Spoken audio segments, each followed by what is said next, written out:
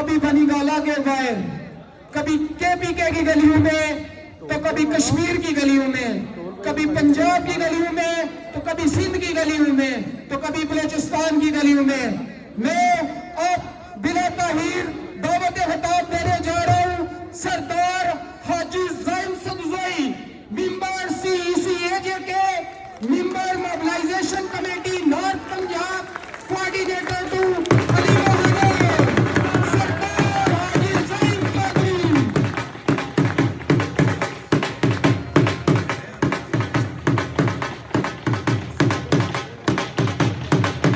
जो सच्चे हैं और इस वतन के लिए अच्छे हैं, सच्चे हैं और अच्छे हैं।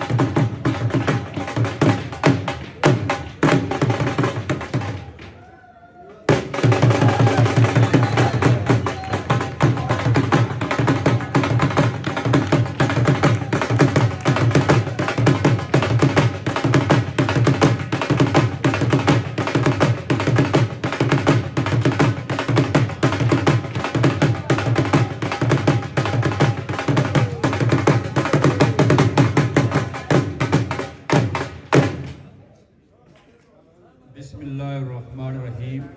इय्याका नअबुदु व इय्याका नस्तईन। सबसे पहले मैं सदर जलसा चौधरी अल्ताफ साहब और इनकी टीम का शुक्रगुजार हूँ जिन्होंने हमें मौका दिया और हम आपके सामने यहाँ आज इस वक्त खड़े हैं। इनके साथ बैठे हुए स्टेज पे जितने भी पार्टी के अहदेदार, जिम्मेदार और पंडाल में बैठे हुए पार्टी के जिम्मेदार और जो उम्मीदवार हैं चौधरी अल्ताफ साहब, डॉक्टर अरफान साहब, तैयब इफ्तिखार साहब और यहाँ आज इनके साथ जो नए लोग शामिल हुए हैं, आप सबको पार्टी में भी खुश आमदीद और आपको मेरी तरफ से सैल्यूट। एक एक का नाम लूँगा तो काफ़ी टाइम लग जाएगा। जिस तरीके से आमिर साहब ने कहा, मैं खुद भी बड़ा हैरान हूँ कि जिस तरीके से आप लोग यहाँ नौजवान, बुज़ुर्ग, तमाम लोग बड़े ज़बरदस्त तरीके से बैठकर हर बंदे की गुफ्तगू सुन रहे हैं। आप सारे खराज तहसीन के मुस्तहिक हैं। यहाँ स्टेज पे कोई ऐसी बात नहीं है जो नहीं की गई और हर मुकर्रर ने एक दूसरे से अच्छी बातें की हैं और मैं इनको मख्सर करके 3-4 पॉइंट पे मैं लेके आता हूं। एक तो यहाँ मेरा आने का क्या जरिया बना, हमारे जो दोस्त राजा आमिर साहब आलिया 2-3 दिन पहले यूके से आए और वहाँ इनके साथी और ये चौधरी अल्ताफ साहब के बेटे इरफान अल्ताफ साहब वो मौजूद हैं। उन्होंने इनसे डिस्कस की, चूँकि मैं कल नहीं बल्कि परसों बैठे हुए थे, कराची का टिकट ले रहा था। गुज़श्ता दिनों में भी मैं सोहेल अफरीदी के साथ लाहौर में रहा, ये उन साहब ये वहाँ मौजूद थे, हम लोग भी वहाँ ही थे और इस मरतबा भी जाना था। एक तो ये प्रोग्राम बीच में आ गया, इन्होंने ज़्यादा एक समझो कि जिद किया कि आप मेरी बात सुने। वहाँ मेरे बेटे भी इनके साथ हैं, तो कराची का प्रोग्राम, सिंध का प्रोग्राम मैंने मुलतवी किया।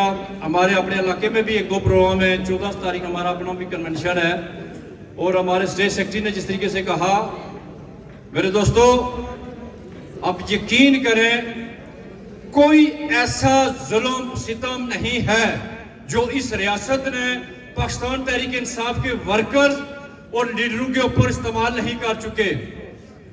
गोलियां हमारे यहाँ से गुजरी हैं, शेलिंग की आप बात ही ना करें। एक चीज की कमी थी कि इस सर्दी में हमने कभी अपने आप के ऊपर पानी पड़ते हुए नहीं देखा था। तो इस रियासत ने वो गुंडागर्दी, वो बदमाशी की, और की भी किसके साथ है? इनको शर्म नहीं आती। ये 3 औरतों के साथ मुकाबला कर रहे हैं। ये पाकिस्तान की ये जो अभी ये पीडीएम है, इससे बात आगे जा चुकी है। यहां प्रोफेसर साहब ने कहा कि ये सिक्के के 2 रूह हैं। प्रोफेसर साहब, एक सिक्के के 2 रूह नहीं है, एक सिक्के के 3 रूह हैं। हमें 78 सालों से 2 रूह की तरह लगाया गया। असल जो रूह है उसका हमारे लीडर इमरान खान ने डट कर वो मुकाबला कर रहा है। वो है इस मुल्क की एस्टेब्लिशमेंट, जिसने 78 सालों से कब्जा किया हुआ था। किसी न किसी तरीके से वो लोग आपस में इस आवाम को लड़ाकर इक़्तिदार के मजे लूट रहे थे। लेकिन हमारे कायद और आपके कायद ने 26 साल लगे हमें शऊर देते हुए, बताते हुए कि आपने हकीकी आजादी अभी तक नहीं ली। पाकिस्तान आजाद तो हो गया, लेकिन हम अंग्रेजों की बाकियात के अभी तक गुलाम हैं। इनसे भी हमने आजादी लेनी। जब उसने हक और सच की बात की, गरीब आवाम की बात की, तो उसके साथ ये लोग सीधे हो गए। बहुत सारे लोग कहते हैं कि 18 में खान साहब को लाया गया, किसी ने नहीं लाया। खान साहब अपनी 28 साल की मेहनत से आए, बल्कि उनकी सीटें इन्होंने उनकी सीटें चोरी भी की और अपने बदमाश भी उनके साथ लगा दिए, जिनकी वजह से वो खराब भी हुए। आज ये वो वक्त है जिस बंदे ने हमें ये नजरिया दिया कि हम मुसलमान हैं, हम ला इलाहा इल्लल्लाह के नीचे सब एक हैं, जिसने हमें मदीना रियासत का विजन दिया।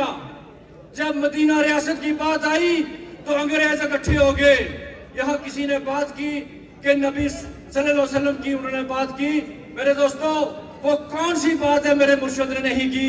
स्कूलों में उन्होंने कौन सी कुरानी किताब 78 सालों में ये कुरान नहीं लेके आ सके। उन्होंने स्कूलों में ये हमारा जो दीनी जो किताबें हैं उनको लाजमी करार दिया। और उसके बाद उन्होंने गरीब आवाम के लिए जो 10 लाख रुपए का जो पैकेज लेके आए, वो मेरे लिए भी था, वो यहाँ जो बैठे हुए हर उस आदमी के लिए भी था, वो उस आदमी के लिए भी था जो कहीं यानी कि भीख मांगने वाले लोग हैं, जो आजकल जो चंदा मांग कर गुजारा करते हैं, उसके लिए भी वो 10 लाख रुपया था। तो आज न सिर्फ पाकिस्तान के अंदर खान साहब के साथ जुल्म हो रहा है, ज्यादती हो रही है, बल्कि इंटरनेशनल जो दुनिया है वो भी खान साहब के साथ वही जुल्म और सितम कर रहे हैं जो हमारी ये अशराफिया कर रही है, जिसके साथ जो एक माफिया है, माफिया का दूर जो रूप धारे हुए है। अब हमने क्या करना है? यहां पर आजाद कश्मीर के जो लोग हैं, 78 सालों के बाद एक कौम बनी है। हमारे अबोईदाद ने कश्मीर आजाद करवाया है। अब तमाम लोगों को पता होगा, शायद नौजवानों को तो नहीं अंदाजा, कि जिसमें जिस सदोजोई जो सदुर लोग, इनका ज्यादा रोल था 1948 में, कबायली लोगों का ज्यादा रोल था। लेकिन उसके बाद पहली दफा हुआ कि हमारे इस आजाद कश्मीर के खिते में अवामी एक्शन कमेटी, जिसने इस तमाम अवाम को एक छतरी के ताए के तले नीचे लेके आए। और जब हमारी तहरीक चली तो हमारे सामने कौन खड़ा हुआ है? आप लोगों ने क्या मांगा था? मांगा भी नहीं था। जो हमारे तकरीबन 32 से 38 ऐसी वो अशिया हैं जिनके लिए कौम मुत्तहिदा ने ये लिख के दिया हुआ है कि इनको सब्सिडी दी जाए कश्मीरियों को। हमारा मुतनाज़ा इलाका है ये, तो उसमें आटे में भी सब्सिडी थी, बिजली में और चीजों में भी। आप लोगों ने आटा मांगा। तो आज यहाँ किसी ने बात की, यहाँ 2 बंदे हैं। ये 2 बंदे नहीं, वही 2 जो सिक्के के 2 रूह हैं, ये वो हैं पूरे कश्मीर में। इन्होंने क्या किया आपके साथ? आपको याद है? आपने भूलना नहीं है। मैं आपको इलेक्शन की तरफ लेके आ रहा हूं। आपने आटा मांगा, बिजली ये आपके साथ जो आपका ये डैम है यहाँ से आप दे रहे हैं। आपने कहा कि जो आपने वायदा किया हुआ पाकिस्तान आजाद कश्मीर गवर्नमेंट ने, उस हिसाब से हमें बिजली दें। तो आपकी लाशें गिराई गई, किसने गिराई है? आप लोगों को याद है? यहाँ आटे और बिजली के लिए किसने लाशें गिराई हैं मुजफ्फराबाद के अंदर? इसी पीपल्स पार्टी ने, इसी नून लीग ने किसके साथ मिलकर तीसरा जो रूखा सिक्के का उसके साथ मिल गए। पीछे वही है, जिस तरह किसी ने कहा कि ये जो दीवार के पीछे वो भी सुन लो। तो मेरा कहने का मतलब है कि आपने बोलना नहीं है। वो लाशें मुजफ्फराबाद में 3 जवान शहीद हुए, आपका आटा और बिजली सस्ती हुई है। किसी ने आपको खैरात में नहीं दिया ये आटा और बिजली। उसके बाद जब हमारे लोगों ने मजीद सोच विचार की कि हमारे पास बैंक होना चाहिए, क्योंकि ये मीरपुर आपके लोग जो ये डिवीजन मीरपुर है, यहाँ के लोग बड़ी तादाद में ओवरसीज में हैं और अल्हम्दुलिल्लाह वेल सेटल भी हैं। तो आपके लिए एयरपोर्ट की बात की गई, कश्मीर बैंक की बात की गई, अस्पतालों के अंदर जो जरूरियात की मशीनरी है उसकी बात की गई। तो फिर आपके साथ क्या हुआ है? ये आपके करीब यहाँ से स्टार्ट हुआ, आपको इन्होंने आपका खून गिराना शुरू किया। ये इलाका मेरे ख्याल में जिस जगह नाम है, यहाँ जो बंदे हमारे शहीद हुए, उसके बाद दीरकोट के मुकाम पर तकरीबन 13 लोग इन्होंने शहीद किए। किस लिए? कि आप कश्मीर का बैंक क्यों मांग रहे हैं? बैंक तो ऑलरेडी है लेकिन वो ऑनलाइन नहीं है। आप एयरपोर्ट क्यों मांग रहे हैं? वो हम किसी के गुलाम हैं? पानी आप हमसे लें, बिजली आप हमारी इस्तेमाल करें, जंगलात की लकड़ी सारी आप इस्तेमाल करें। तो अगर हम अपना हक मांगे तो आप हमारा खून गिराएं। उस वक्त का वो जो इन्होंने खून गिराया हुआ, उसका जो इंतकाम है, उसका बदला लेने का वक्त आने वाला है। वो 5-6 माह के बाद आएगा, आपके घरों, आपके दरवाजे पे दस्तक देगा। और मैं समझता हूं कि सिर्फ बिम्बर के लोग नहीं, आजाद कश्मीर के लोगों ने गैरत दिखानी है। इन जालिमों को, इन कातलों को आपने वोट की पर्ची से जवाब देना है। मेरे भाई आमर ने कहा, खान साहब बाहर हैं। खान साहब, नारे तकबीर, आमर साहब, नारे रिसालत, नारे रिसालत। जब 8 फरवरी पाकिस्तान के अंदर इलेक्शन हुए तो खान साहब कहां थे? पाकिस्तान ने खामोश इनकलाब बर्पा किया। अब उनसे, पंजाब वालों से, सिंध वालों से, बलोचिस्तान वालों से गलती हुई है, केपीका वालों ने गलती नहीं की। मेरे कश्मीरियों, आपने केपीके वालों से सीखना है। क्या सीखना है? आपको यहाँ वोट भी मिलेगा। जिस तरीके से यहाँ खवातीन ने भी बात की है, खवातीन की भी नुमाइंदगी मौजूद है, आपको खवातीन भी वोट देंगी। बेशक उनके मर्द नून में जाए, जन्नत में जाए, किधर भी जाए, लेकिन उन्हें खान को वोट देना है।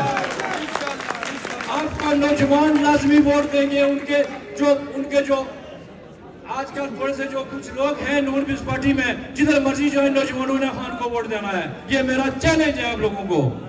आगे क्या करना है आपने? ये भी उम्मीदवार हमारे साथ खड़े हैं, यही गलतियां हमारे साथ पंजाब में हुई हैं। आपको जो लोग वोट देंगे, आपने वो वोट का हक लेना है। कैसे लेना है? 5 बजे के बाद आप लोगों ने अपने घर नहीं चले जाना।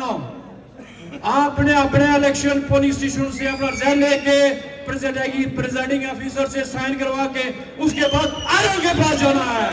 आपने घर नहीं जाना है और वहां जाकर आपने उससे अपना रिजल्ट लेना है। और वहां जाकर उम्मीदवार नहीं जा सकता, 10-20 बंदे नहीं जा सकते, बल्कि आप तमाम लोग जो वोट कास्ट करेंगे, आप लोगों ने सब ने वहां जाना है और वहां से रिजल्ट लेना है। ये एस्टेब्लिशमेंट, ये एजेंसियां ये कह रही है कि इलेक्शन नहीं होंगे, ये इलेक्शन करवाएंगे, इनका बाप भी करवाएगा और हम इलेक्शन जीतेंगे और खान की इंशाअल्लाह उसकी नुमाइंदगी में जीतेंगे। इसके बाद मैं आता हूं अभी स्ट्रीट मूवमेंट। यहाँ ये अनिल साहब ने कहा कि पता नहीं कश्मीर में काफी टाइम से स्ट्रीट मूवमेंट शुरू है, जिसमें तकरीबन ये मेरा आज 3रा-4था कन्वेंशन है, यहाँ मैं आ रहा हूँ। तो इस हवाले से देखना आपने, देखे जुल्फकार अली भुट्टो के लिए वो अस्से से वो बंदा शहीद हो गया, उनके अच्छे काम भी थे, जिसके अच्छे काम है अच्छे हैं। तो उसके बाद उसकी जमात ने अगर गलत काम किए तो उसको अवाम ने रिजेक्ट कर दिया। आज हमारे सामने इमरान खान की शक्ल में लीडर मौजूद है। मैं 2 दफा उनको अडयाला में भी मिल के आया हूं, तकरीबन 1.5 साल पहले। वो आज मौजूद हैं, बजाय आज हम उनके लिए स्ट्रगल करने के हम बाद में किताबों में पढ़ें, तो मैं समझता हूं हमारे से बदनसीब आदमी कोई नहीं होगा। हम वो खुशनसीब कौम है, हमारे नौजवान खुशनसीब हैं कि हम उस कायद की तहरीक के लिए हम जहाद भी कर रहे हैं, और जो नहीं कर रहे हैं, जो देख रहे हैं, उनको भी अभी निकलना पड़ेगा। वो कल किताबों में ना पढ़ें, आपके सामने है किताब। ये वो किताब है जिसने इंटरनेशनल दुनिया को चैलेंज किया है। वो खुदा के बंदो, वो ट्रंप उसकी तस्वीर लेकर इलेक्शन जीत गया है, और आप कहते हैं कि हम इलेक्शन नहीं जीत सकते। ये खामख्याली है किसी की। अगर ट्रंप जीत सकता है तो कश्मीर नहीं जीत सकता है। कश्मीर इंशाल्लाह खामोश इनकलाब लेके आएंगे, और कश्मीरियों आपकी तरफ आज 25 करोड़ आवाम देख रही है। पर कश्मीरियों, 25 करोड़ आपकी जो आवाम है वो आपकी मिसालें दे रही है, इंटरनेशनल दुनिया पे किताबें लिख रही है।